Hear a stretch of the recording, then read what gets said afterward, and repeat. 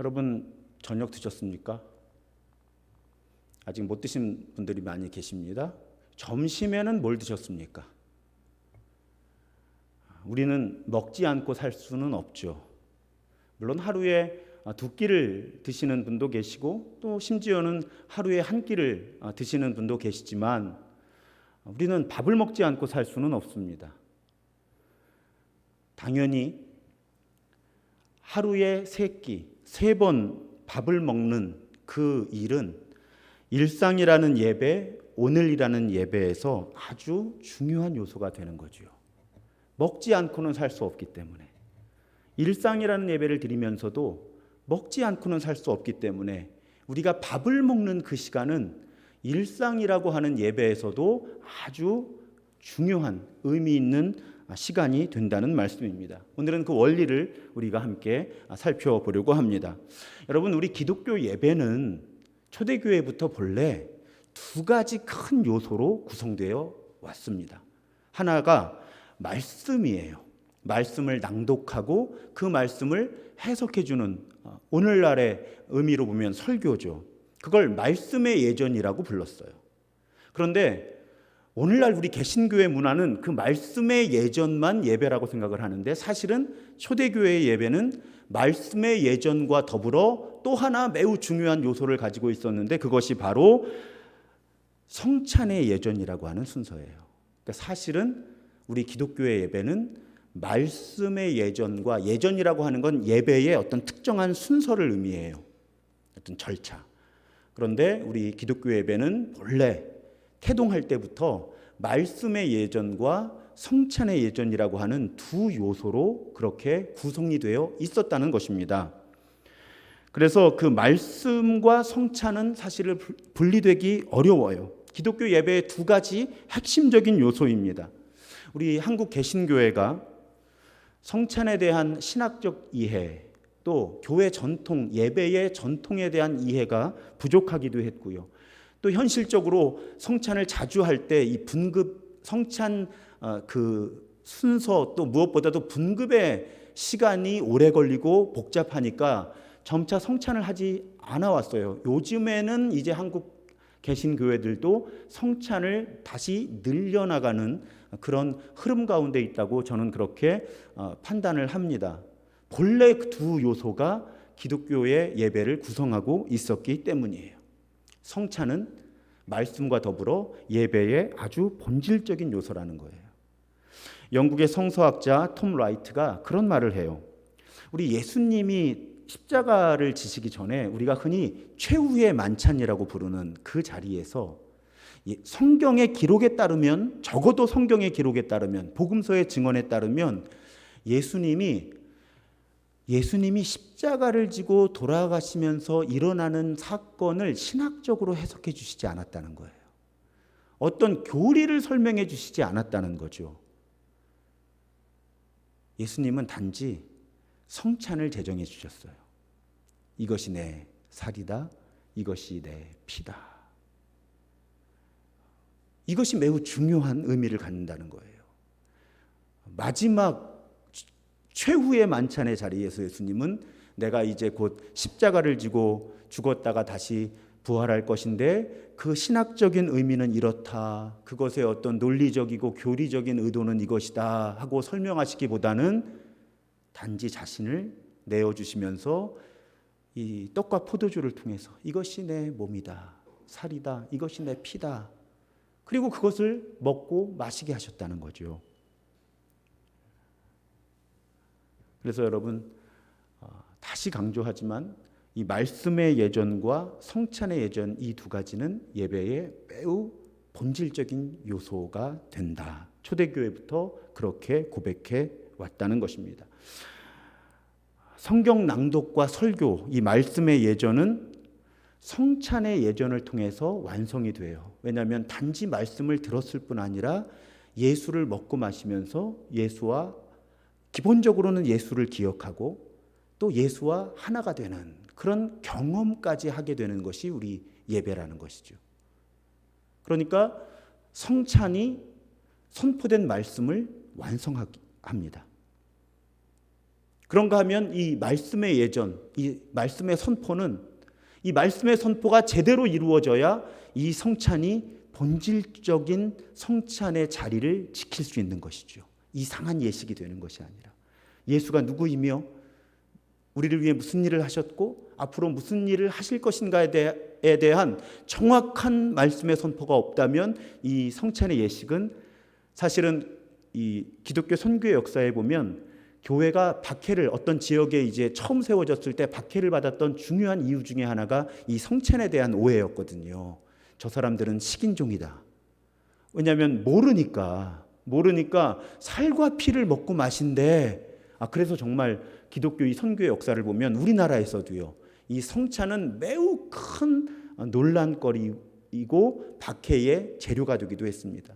그러니까 정확한 말씀의 선포가 없으면 성찬도 무너지는 것이죠. 그러니까 이 두 요소, 말씀의 예전과 성찬의 예전은 정확한 말씀의 선포가 이루어질 때 성찬의 본질이 지켜지고 또 성찬이 제대로 이루어질 때 이 선포된 말씀이 우리에게 직접 경험되는 이 아주 놀라운 균형을 이루면서 초대교회의 예배가 구성이 되었다는 것이죠. 어떤 분들은 이런 교회 전통에 대한 이해가 부족하시거나 혹은 관점이 다르시기 때문에 성찬 예식을 하면 가톨릭적이라고 생각을 하세요. 절대 그렇지 않습니다. 왜 그런가 하면 제가 교회 역사도 강의를 했었지만 우리 개신교 종교개혁가 중에 대표적인 분 루터와 칼빈이죠. 이 칼빈이 참 교회가 어떤 교회냐, 어떤 교회가 진정한 교회냐, 그 표지를 두 가지로 말합니다. 하나는 말씀이고 하나는 성례전이라는 거예요. 성례전이라고 하는 건 세례와 성찬을 말하니까요. 그러니까 이 종교개혁가, 개신교 운동을 일으키고 체계화시켰던 종교개혁가 칼빈은 어떤 교회가 참 교회고 어떤 교회가 거짓 교회냐를 논할 때 그 표지로 말씀이 복음이 정확하게 선포되고 그 복음에 따라서 성례전이 세례와 성찬이 적절하게 진행이 될 때 그 교회가 참 교회다. 그렇게 선언했다는 거예요. 그렇게 보면 여러분 이 말씀의 예전과 이 성찬은 예배의 본질적인 요소일 뿐 아니라 개신교 종교 개혁가들에게 있어서 참 교회의 표지이기까지 했다는 겁니다. 어떤 교회가 진정한 교회인가? 말씀이 정확하게 선포되고 성례가 적절하게 집행되는 그것이 참 개신교회의 표지다. 그런 얘기를 했다는 거예요. 그러니까 이 두 요소는 예배의 본질적인 요소일 뿐만 아니라 교회의 본질적인 요소가 된다는 겁니다. 이것은 절대로 성찬 이런 성례전은 가톨릭적인 것이 아니라 어찌 보면 개신교회가 잃어버리고 있었던 우리 개신교회의 유산이라는 거예요. 본래 사실 로마 가톨릭 교회에서 성사라고 하는 성례라고 하는 건 7가지거든요. 종교개혁가들은 그 7가지 가운데 예수께서 직접 정하지 않으신 건 다 뺀 거예요. 뭐 결혼식 이런 것들. 그리고 2가지를 남긴 겁니다. 예수님이 직접 관련된 그것이 세례와 성찬이었던 거죠. 그래서 우리 신도중앙교회가 한 달에 한 번씩 이제 성찬 예식을 주일에 갔는데 저는 사실은 가능하다면 매주 성찬예를 특히 오늘날에 우리가 사실은 의미는 좀 퇴색해 있는데 팬데믹 때문에 분급 시간이 1분밖에 걸리지 않으니까 그렇다면 정말 말씀의 예전을 쉽게 말씀드려서 설교를 한 5분 줄이고 성찬을 매주 갖는다면 어떨까라는 고민을 제가 하고 있는 거예요. 왜냐하면 그것이 우리 교회가 2000년 전부터 사실은 가지고 있었던 아주 소중한 전통이고 유산이기 때문에 그렇습니다. 자, 일단 그 부분을 전제를 하고요.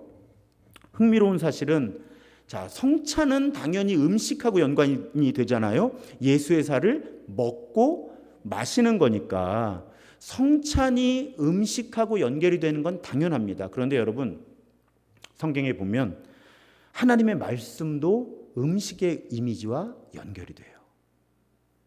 대표적인 본문 마태복음 4장에서 예수께서 광야에서 사탄의 유혹을 받으시죠. 이 돌덩어리를 떡덩어리로 만들어 봐라. 너 배고프지? 40일을 줄였으니 굶주렸으니 얼마나 네가 배고프니? 네가 하나님의 아들이니까 이 돌덩이를 떡덩이로 만들어. 그때 예수께서 뭐라고 하시죠? 신명기 8장 3절을 인용하시죠. 사람이 떡으로만 사는 것이 아니라 하나님의 입으로부터 나오는 모든 말씀으로 살 것이다. 이렇게 떡, 밥 우리식으로 하면 음식과 하나님의 말씀을 같은 이미지로 연결을 시켜요. 성경에는 이런 예가 반복적으로 등장을 합니다. 우리는 먹어야 살 수 있어요. 기왕이면 좋은 음식을 먹어야 살 수 있습니다. 하지만 그것만으로는 부족하다는 것이죠. 우리가 하나님께서 창조해 주신 사람답게 살아가기 위해서는 하나님의 말씀을 먹어야 한다는 거예요. 이 먹는다고 하는 것이 워낙 인간에게 있어서 강한 이미지잖아요. 이건 안 하면 죽는 거니까. 그래서 하나님은 하나님의 말씀도 밥에 비유를 하신 거죠. 이거 안 먹으면 너희들 죽는다. 사는 게 아닌 거다. 하나님의 말씀을 먹어야 산다 하는 것을 아주 중요하게 강조하시기 위해서 성경은 하나님의 말씀을 떡, 밥에 연결시켜서 우리에게 가르쳐주고 계신 거죠. 그런데 우리 구약 쭉 읽어오면서 요즘에 매일 우리 예언서 읽으면서 이제 지루하기도 한데 지루하면서도 속상하잖아요. 참 이분들 어쩌면 이렇게 하나님의 말씀이 선포되는데도 무시할 수 있을까, 하나님의 말씀을. 사람들은 계속 하나님이 말씀을 주셔도 이거 먹어야 살아 하고 신명기부터 떡으로만 사는 것이 아니라 하나님의 말씀으로 산다 하고 모세 오경서부터 가르쳐 주셨는데 시간이 흐르고 흘러도 사람들은 하나님의 말씀을 먹지 않는 거예요. 굶어 죽으면서도, 영적으로 굶어 죽으면서도 사람들은 말씀을 먹지 않았던 거죠. 그래서 하나님이 특단의 조치를 취하시는 거죠. 사람이 되시는 거예요. 말씀이 사람이 되시는 거예요. 왜? 사람들이 말씀을 먹지를 않으니까 말씀이 사람이 되시는 거예요. 요한복음 1장의 증언이죠. 14절. 말씀이 육신이 되어 우리 가운데 거하심에. 이 부분만 보시면 돼요, 여러분.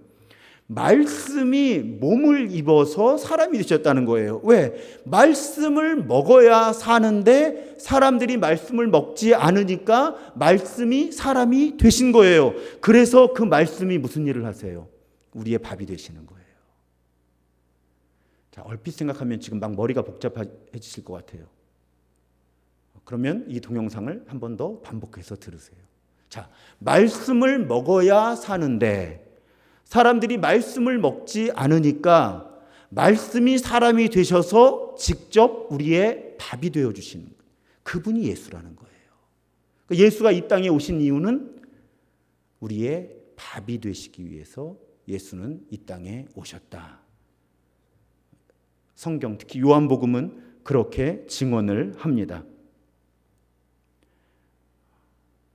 오늘 본문의 말씀이죠. 여러분 54절부터 56절까지를 보면 예수님 말씀이잖아요. 내 살을 먹고 내 피를 마셔야 영생을 얻는다는 거예요.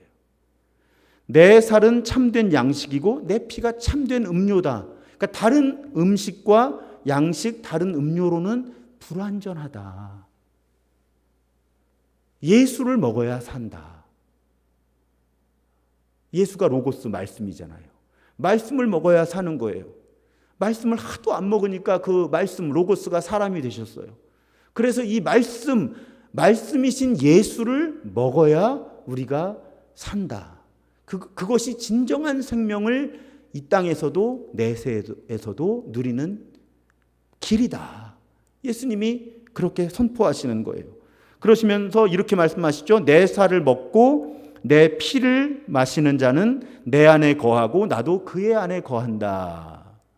그러니까 예수의 살과 피를 먹고 마시는 사람이 예수와 연합한다는 거죠.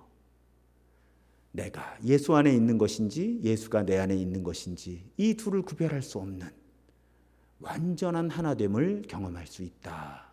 그렇게 예수께서는 말씀하시는 것입니다. 그러니까 여러분, 참 성경의 이미지가요, 신비하고 복잡하지만 너무 오묘해요. 예수는 우리에게 생명의 양식을 주시는 분이기도 하면서 자기 자신이 생명의 양식이 되어주시는 분이라는 거죠. 우리는 성찬을 통해서 그것을 확인하는 것입니다. 예수는 말씀을 선포해 주시는 분이기도 하지만 말씀 자체이시기도 하고, 우리에게 생명의 양식을 주시는 분이기도 하지만 스스로가 생명의 양식인 분이다. 그래서 초대교회부터 그 고백을 담아서 예배는 말씀의 예전과 성찬의 예전으로 이루어져 있었다. 그러면 이것이 오늘 우리의 일상의 예배와는 어떤 관계가 있느냐? 여러분, 제가 좋아하는 말 가운데 이미 성찬에 대해서 우리가 나눌 때 몇 번 말씀을 드렸어요. 우리가 먹는 것이 우리를 만든다라는 말이 있어요. 우리가 먹는 것이 우리를 만든다.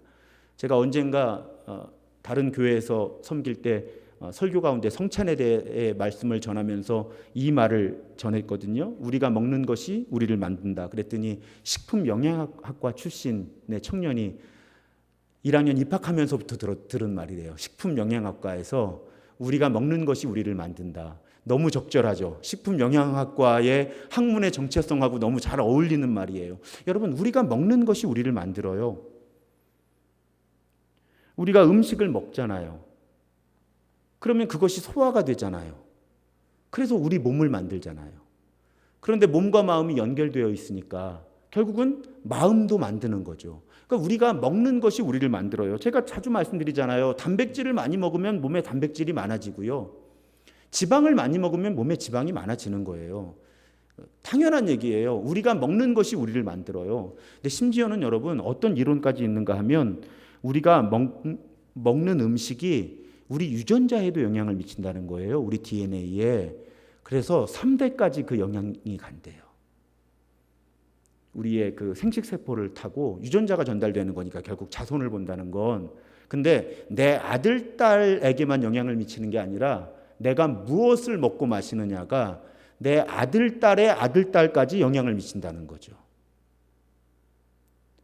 그만큼 우리가 먹는 것이 우리를 만든다는 거예요. 우리를 만들 뿐 아니라 우리의 자손들도 만든다는 거죠. 우리가 무엇을 먹느냐가. 그래서 여러분, 이 음식이라고 하는 이미지가 얼마나 성경에서 의미 있게 사용되는가 하면, 아까 예수님이 사탄의 유혹을 받으실 때 떡으로만 사는 것이 아니라 말씀으로 산다 하면서 말씀과 밥을 연결시켰다고 말씀드렸잖아요. 성경에 보면 하나님의 말씀을 받아 먹는 장면들이 나오죠. 구약에서는 대표적으로 에스겔 선지자가, 신약에서는 요한계시록을 쓴 요한이 말씀이 적힌 두루마리를 받아 먹는 장면이 나와요.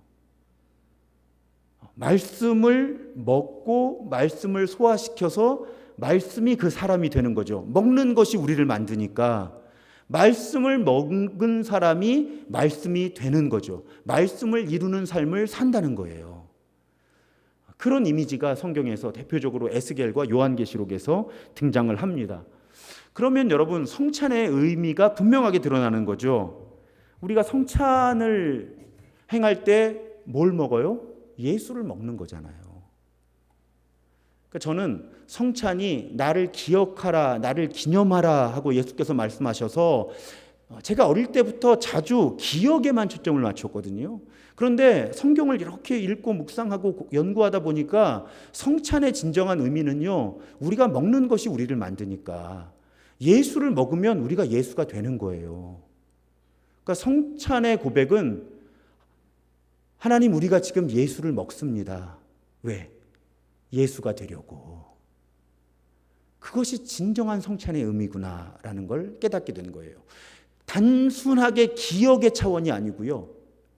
머리로 예수님이 나를 위해 이런 일을 해주셨어 하는 기억, 분명히 아주 중요한 성찬의 요소이고 의도이기는 하지만 본질적인 성찬의 의도는 오늘 예수님 말씀하시잖아요. 나를 먹고 마시는 사람, 내가 그 사람 안에 있고 그 사람이 내 안에 있다. 하나가 된다는 거예요. 그러니까 우리가 먹은 것이 우리를 만드니까 우리가 예수께서 우리에게 성찬을 행하게 하신 이유는 예수를 먹고 예수가 되라는 의도로 그렇게 예수께서 성찬을 제정하셨다는 것입니다. 그래서 제가 이 성찬 이 분급을 할 때 사실은 좀 이렇게 덩어리를 이렇게 크게 띄어서 분급을 이렇게 했었어요. 교회에서 이렇게 성찬을 행할 때. 그랬더니 어떤 청년이 정말 진지하게 성찬 끝나고 물어보더라고요. 이게 예수님의 몸인데 예수님의 살인데 이거를 씹을 수가 없다는 거예요. 예수님이어서 정말 진지하게 고민을 한 거죠. 예수님의 살인데 내가 이걸 씹을 수 있느냐. 그래서 제가 뭐라고 이야기를 해주었는가 하면 예수님의 살이라서 꼭꼭 씹어 먹으라고. 왜? 성찬의 의도는 예수님을 잘 소화시켜서 내가 예수가 되겠다는 거잖아요. 그러니까 예수님을 꼭꼭 씹어서 왜? 우리가 음식을 잘 소화하려면 꼭꼭 씹어 먹어야 되잖아요.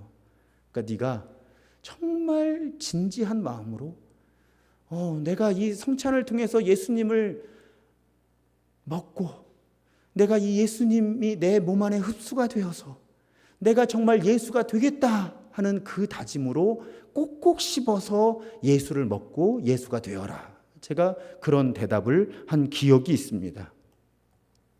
성찬은 예수를 먹고 예수를 소화하고 흡수시켜서 우리가 예수가 되어가는 그런 예식인 거예요. 그래서 저는 예배 뒷부분에 성찬을 반드시 하면 좋겠다라는 마음이 늘 있는 거죠. 말씀을 먹어서 말씀이 우리 안에 들어오는 거잖아요. 그리고 예수를 먹어서 우리가 예수가 되는 거죠. 그런데 그렇게 중요한 성찬이 우리가 일상의 예배를 드리는 가운데 우리 밥상에서 우리 식탁에서 재현이 되는 거예요. 오늘 핵심은 여기에 있습니다. 자, 예수께서 제자들과 처음 성찬을 제정하실 때 이것을 행하여 나를 기념하라, 기억하라 하셨잖아요. 근데 이것을 행하여를 어떻게 볼 것인가? 보통은 성찬을 행할 때마다 나를 기억하여라, 기념하여라 이렇게 해석을 하잖아요. 저는 그렇게 해석하지 않아요. 왜 그런가 하면 여러분 우리에게는 이 빵 혹은 떡과 포도주가 일상의 음식이 아니에요. 성찬할 때만 성찬상에 놓이는 음식이죠. 여러분 가정에서 식사하실 때 빵이나 떡과 포도주 드시는 분 계세요? 밥 대신? 거의 없죠. 이건 우리에게는 일상의 음식이 아닌 거예요. 그러니까 우리는 성찬이라고 하는 것이 굉장히 특별한 음식인 거죠, 그게. 근데 여러분, 당시 예수의 제자들을 생각해 보세요. 지금 특별히 음식을 주문한 게 아니잖아요. 그냥 밥을 먹었던 거예요. 그러니까 그 제자들에게 있어서는, 예수님과 그 제자들에게 있어서는 이 떡과 포도주라고 하는 것이 일상의 음식이었다는 거죠. 그러니까 예수께서 이것을 행할 때마다 나를 기억하여라, 기념하여라 라고 하셨을 때 제자들은 우리와는 다르게 알아들었을 거예요. 분명히 제자들은요, 주일에 모여서 떡과 포도주를 띠면서도 예수를 기억하고 기념했겠지만, 쉽게 말해서 모여서 주일 예배 시간에 성찬 예식을 거행하면서도 예수의 제자들은 예수를 기억하고 기념했겠지만요, 당장 최후의 만찬을 갖고 다음 식사를 할 때도 예수를 기억했을 거예요. 왜? 그 밥상에 떡과 포도주가 있었을 거거든요. 떡이 밥이었고 포도주가 음료였으니까 마치 우리 밥상 위에 밥하고 국이 있듯이, 밥하고 찌개가 있듯이 다음 식사 시간에 갔더니 거기 떡과 포도주가 있는 거예요. 그러면 당연히 제자들이 예수님을 생각하지 않았겠어요? 그래서 저는 예수께서 일을 행할 때마다, 이것을 행할 때마다 나를 기억하여라, 나를 기념하라고 하신 예수님의 의도는 성찬 예식을 공식적으로 정식으로 행할 때마다 예수를 기억하고 기념하라고 말씀하신 것이 아니라 밥 먹을 때마다 나를 기억하고 기념하라고 말씀하셨다고 저는 보는 거예요. 예수님의 의도가 설사 그렇지 않고 성찬을 행할 때마다 나를 기억하여라 기념하여라가 예수의 의도였다고 쳐도 적어도 현실적으로 실제적으로 제자들은 밥상을 받을 때마다 예수를 기억할 수밖에 없는 거죠. 떡과 포도주가 거기 놓여 있으니까. 이것이 이들에게 일상의 음식이었으니까요. 무슨 말씀인지 아시겠죠? 그러니까 이 당시 예수의 제자들은 밥을 먹을 때마다 예수를 기억했을 거예요. 밥을 먹을 때마다. 그리고 정식으로 예식을 하지 않더라도 예수님이 살과 피를 내어주셨고 그것을 먹고 마시면서 예수와 하나가 된다라고 하는 기억을 1초라도 했었을 거라는 거죠. 잠시라도. 적어도 예수의 제자들, 그 최후의 만찬, 첫 번째 성찬의 자리에 있었던 제자라면 밥 먹을 때마다 예수를 기억하고 예수를 먹고 예수와 하나 된다, 하나로 연합한다라는 생각을 했을 거라는 거죠. 이해가 되시죠? 자, 우리가 밥상을 받을 때마다, 밥을 먹을 때마다 그 경험을 재현할 수 있다는 거예요. 물론 우리의 밥상에는 떡과 포도주가 놓여 있지 않아요. 그렇지만 우리도 밥을 먹을 때마다 주일 예배 시간에 경험한 성찬의 경험을 그 밥상으로 잠시나마 가져올 수 있다는 것이죠. 우리의 소박한 밥상, 별것 아닌 밥상이요. 그냥 먹다 남은, 오늘 이 책의 저자 T.C. 해리슨 워런의 표현대로 남은 음식으로 한 끼를 때우는 그 식사 시간마저도 우리는 교회에서 주일 예배 시간에 성찬을 나누던 그 경험을 가져올 수 있다는 거예요. 순간이나마. 왜? 아무리 남은 음식 별거 아닌 찬밥에 국 먹다 몇 끼를 먹어 남은 국이라고 해도 우리는 먹고 마시잖아요. 그 먹고 마시는 경험이 우리를 성찬상에서 예수를 먹고 마신 그 경험과 연결시켜 줄 수 있다는 것이죠.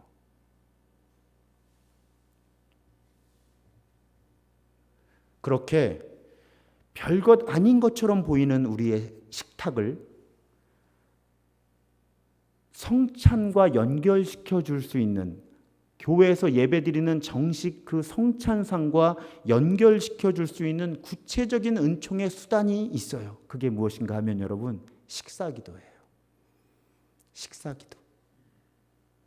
여러분, 우리 대부분의 크리스천에게 있어서 그냥 식사하기 전에 잠시 감사한 마음으로 기도하는 것은 그냥 반사적으로 사실은 하는 일이잖아요. 그런데 그런 아주 별것 아닌 것처럼 보이는 잠깐 드리는 식사기도가 우리의 소박하거나 심지어는 초라한 이 밥상과 우리가 예배 드릴 때 나누는 성찬의 상을 연결시켜 준다는 것이죠. 그 짤막한 식사기도의 시간이. 이 개념을 어떻게 설명하면 좋을까 할 때 아주 좋은 샘플이 다일 공동체, 최일도 목사님이 시작하신 그 다일 공동체의 식사기도문이에요. 제가 이 기도문을 20대 중반에 처음 보았는데 정말 오늘 설교의 의도와 너무 잘 맞아요. 성찬상과 우리의 밥상을 연결시켜주는 기도문이에요. 자, 그 기도문을 좀 보실게요.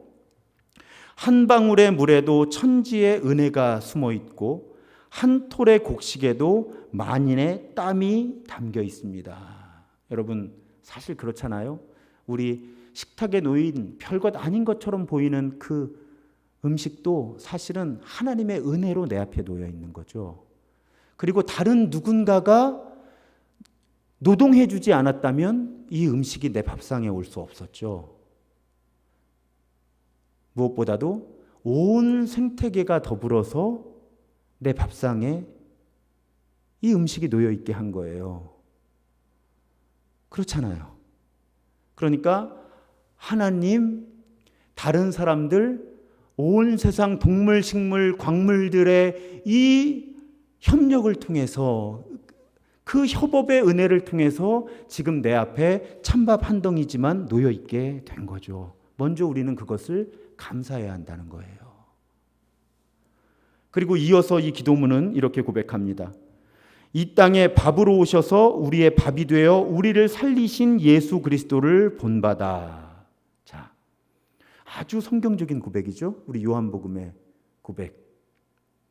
자, 이 부분은 예수께서 이 땅에 우리의 밥으로 오셔서 우리의 밥이 되었음을 고백하는 거죠. 그 순간 내가 지금 내 앞에 차려놓은 별것 아닌 이 식탁이 성찬의 상이 되는 거예요. 그리고 이 기도문은 이어집니다. 우리도 이 밥 먹고 밥이 되어 타향성 안에서 일치를 추구하는 삶을 살겠습니다. 밥상을 베푸신 하나님 은혜에 감사드리며 맑은 마음, 밝은 얼굴, 바른 믿음, 바른 삶으로 이웃을 살리는 삶이기를 다짐하며 감사히 진지를 들겠습니다. 자, 이 밥상을 베푸신 하나님의 은혜에 감사드리며 이 부분을 외우지는 못하더라도 우리는 앞의 문장만으로 충분히 우리의 밥상을 일상의 예배의 성찬상으로 바꿔놓을 수 있다는 거예요. 이 한 톨의 쌀이 여기 놓이기까지 하나님의 은혜, 다른 사람들의 수고, 그리고 얘가 지금 내 몸이 되어줄 거잖아요. 이 쌀 한 톨이, 고기 한 점이, 모든 것에 감사를 고백하면서, 그러면서 예수를 떠올리는 거죠. 주일에 내가 경험한 성찬을 떠올리는 거예요. 예수님이 이 땅에 나를 위한 밥으로 오셔서 밥이 되어 주셨는데, 이걸 떠올리는 거죠. 내가 성찬상에서 예수를 먹고 마시던 그 고백을 다시 새롭게 해보는 거예요.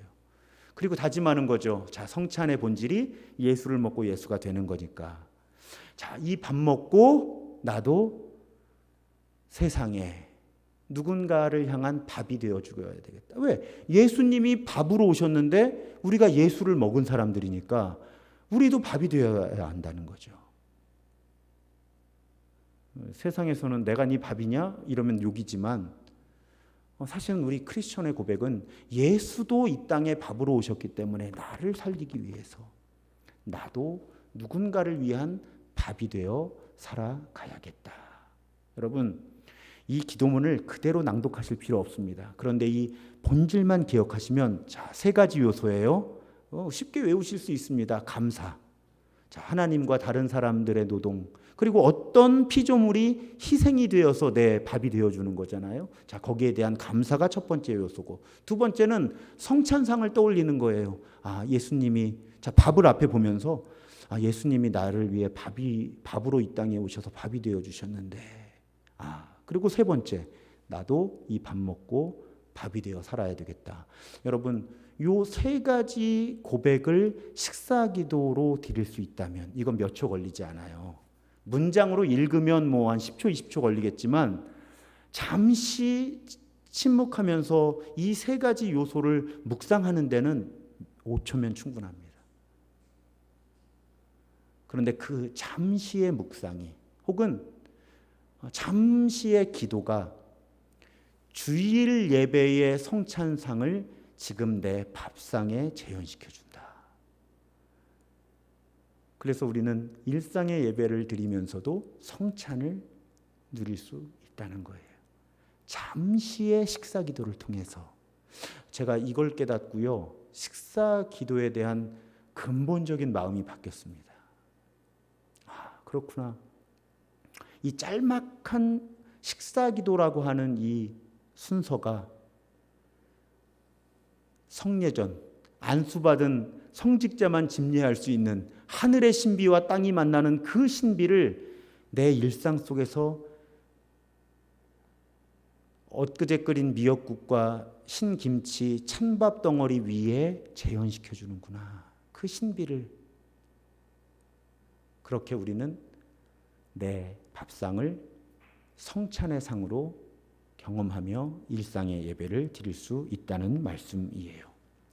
사랑하는 여러분, 우리가 깨어 있다면요, 그리고 성실한 연습을 통해 이런 습관들 몇 가지가 우리 몸에 뵐 수만 있다면 우리는 주일 예배를 일상의 예배로 연결시켜서 살아갈 수 있습니다. 그 방법 하나를 오늘 또 배운 거예요. 우리 11주 동안 지금 하나씩 배우는 거잖아요. 제가 시간상 매주 다시 복습을 하지는 않지만요. 여러분, 오늘 우리는 내 밥상을 성찬의 상으로 바꾸면서 내 일상을 주일 예배로 만드는, 내 일상을 예배로 만드는 또 한 가지 방법을 배웠습니다. 식사 기도. 그렇게 밥을 먹을 때마다 예배, 그 시간을 예배로 바꾸고 그 시간을 통해 또한 예수와 하나됨을 경험하는 우리 모두가 되기를 주님의 이름으로 축복합니다. 오늘 찬양은 영원한 사귐으로. 여러분, 근데 글쎄 모르겠어요. 여러분 어떻게 받아들이실지. 오늘은 찬양하면서 어떤 부탁을 드리고 싶은가 하면 성찬을 한번 떠올려 보세요. 성찬. 그리고요, 입술로는 찬양을 하시지만 내가 성찬을 받을 때 예수의 살과 피, 그 떡과 포도주를 먹고 마시는 상상을 하면서 그 먹고 마신 예수의 살과 피가 내게 안에서 소화되고 흡수돼서 내가 예수와 하나 된다고 하는 그런 상상을 하시면서 이 찬양을 함께 했으면 좋겠어요. 이 찬양의 고백이 그거잖아요. 친밀한 사랑으로 영원한 사귐, 그 삼위일체 하나님의 친밀한 사랑과 영원한 사귐 안으로 내가 들어가고 싶습니다. 하나님과 하나 되고 싶습니다 하는 그 고백이잖아요. 근데 이 고백을 하면서 한번 성찬을 내가 받을 때 예수를 먹고 예수가 된다고 하는 그런 상상 속에서 이 찬양을 고백하고, 그리고 궁극적으로 우리의 밥이 되어주신 예수께서 오늘 우리를 치유하시고 회복시키시고 새롭게 하신다. 혹은 기도하실 때 여러분 이런 상상도 도움이 됩니다. 예수가 밥도 되시지만 약도 되시거든요. 예수가 궁극적인 우리의 약이 되셔서 우리가 예수를 먹고 마실 때 우리를 온전히 치유하시고 회복시켜 주신다. 여러분 그런 상상으로 찬양도 하시고 기도도 하시면 좋겠어요. 기도하실 때도 한번 그렇게 상상해 보세요. 내가 예수를 먹고 마실 때 내가 예수가 되어가면서 예수님이 나를 온전하게 빚으신다, 회복시키신다, 치유하신다, 새롭게 하신다.